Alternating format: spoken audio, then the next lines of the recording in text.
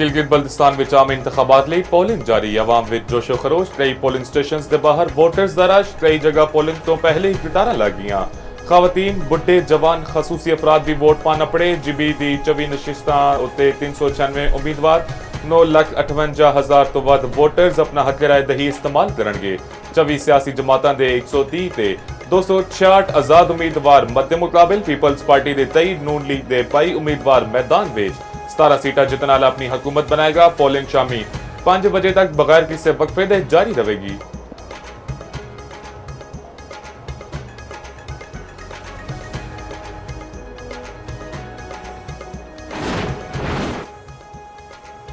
GB विच आम इंतखाबात लई सिक्योरिटी ते इंतहाई सख्त इकदामात। पोलिंग स्टेशन विच मोबाइल फोन ले जाने ते पाबंदी।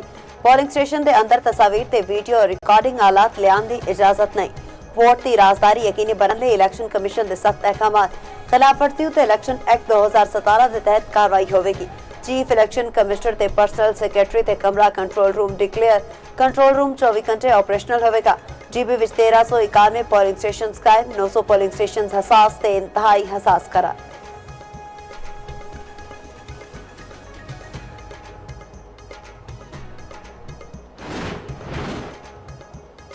गिलगित बल्तिस्तान इंतखाबात पोलिंग दा अमल सुस्त रवी दा शिकार। वोटर्स दा शिकवा। पोलिंग स्टेशन दे बाहर वोटर्स दी लंबियां कतारां लग गईयां। चीफ इलेक्शन कमिश्नर ने शिकायत दा नोटिस लै लिता। राजा शहबाज खान दा मुख्तलिफ पोलिंग स्टेशन दा दौरा। इंतखाबी अमल, सिक्योरिटी इंतजामात ते पोलिंग माहौल दा जायजा लिता।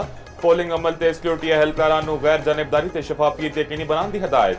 मीडिया नाल गलबात विच राजा शहबाज खान ने आख्या, पोलिंग वेले ते शुरू हुई। लोग जोशो खरोश नाल वोट कास्ट कर रहे ने।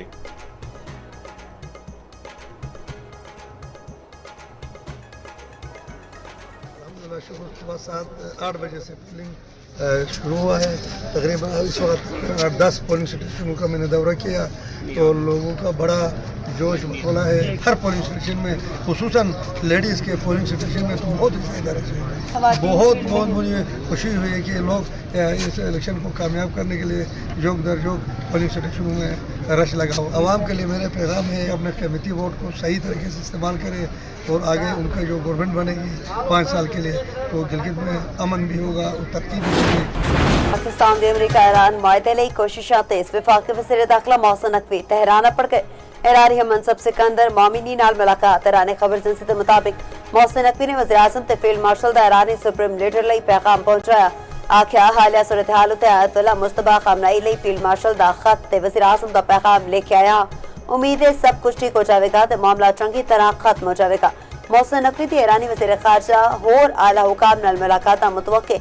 रवानगी तो कबल मोहसिन नकवी दी वज़ीर आज़म शहबाज शरीफ नाल मुलाकात हुई। तेहरान के दौरे तो मुतल्लिक मुशावरत। वज़ीर आज़म ने मुज़ाकरात तो मुतल्लिक मोहसिन नकवी ने खसूसी हिदायत दित्तियां। आर्क मीडिया के मुताबिक मोहसिन नकवी एक मफाहमती यादाश्त तक पहुंचने के तरीकों उत्ते गलबात करनगे।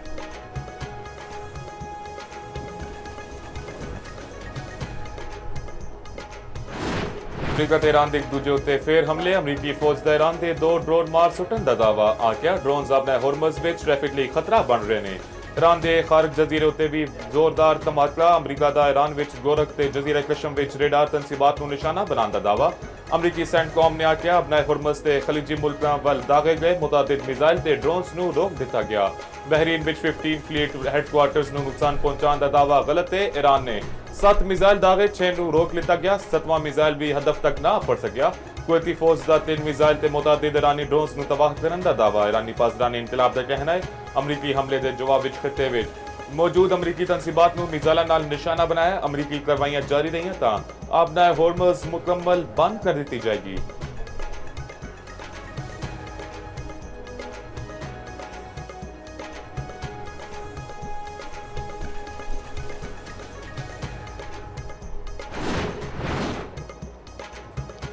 इसराइल ने लबनान में जंगबंदी की धज्जियां बिखेर दी। इसराइली फौज का जनूबी लबनान में फौजी गड्डी उत्ते हमला।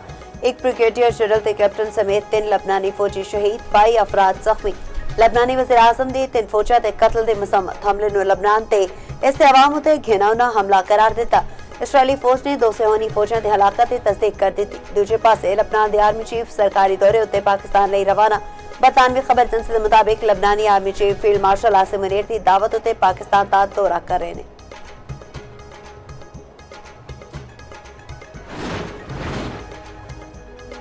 इसराइल दे गजा विच भी मुजालिम घट ना होए। गजा सिटी दे पनाहगुजीन कैंप विच शादी दी तकरीब दे दौरान हमला, कम अज कम 7 फलस्तीनी शहीद, 15 जख्मी हो गए।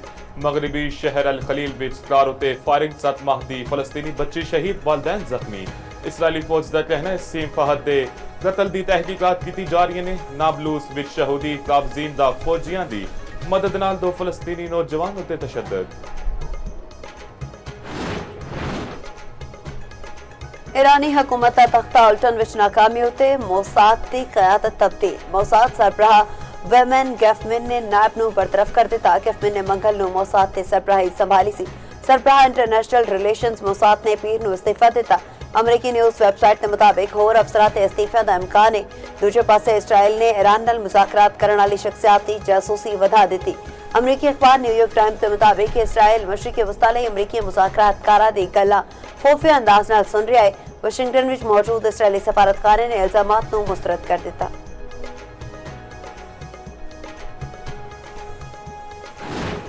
अज तो 12 जून तक मुल्क के मुख्तलिफ शहरों में हीट वेव का खदशा। बेशतर इजलाह विच दर्जा हरारत मामूल नाल 4 तो 6 डिग्री वधन का इम्कान। महकमे मौसमियात के मुताबिक सिंध ते बलोचिस्तान विच दर्जा हरारत 51 डिग्री तक अपड़ सकता है। कराची विच अगले 5 रोज शदीद गर्मी मौसम का इम्कान। पारा 40 तो 43 डिग्री तक जान का खदशा। पंजाब विच भी दर्जा हरारत 44 तो 48 डिग्री तक जान का इम्कान। खैबर पख्तूनख्वा दे मिलादानी इलाकों में पारा 41 तो 46 डिग्री तक जान का खदशा। माहिरीन का शहरियों को गैर जरूरी बाहर निकलन का मशवरा नहीं।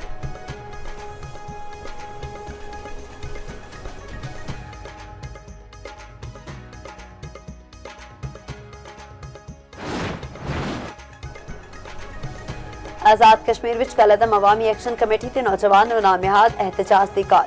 अमन अमान बरकरार रखने लई आजाद कश्मीर परवित सिक्योरिटी हाई अलर्ट। पुलिस का शरपसंद अनासर के खिलाफ क्रैकडाउन। 72 अफराद गिरफ्तार, असला ते होर समान बरामद। वज़ीर-ए-आज़म आजाद कश्मीर फैसल राठौड़ का कहना है सियासत ते नाम उते इंतशार ते जबर फैलाने वालियां नाल हुण कोई बहस नहीं होगी। पुरअमन एहतजाज हक के ब्लैकमेलिंग की इजाजत नहीं दी जाएगी।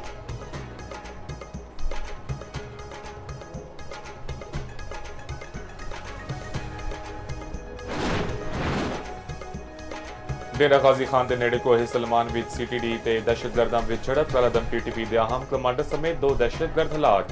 तर्जमान सीटीडी के मुताबिक 12 तो 15 मुसल्ह अफराद ने कबायली इलाके विच दाखिल होने की कोशिश की थी। झड़प के बाद बाकी दहशतगर्द जख्मी साथियों नूं लैके फरार हो गए।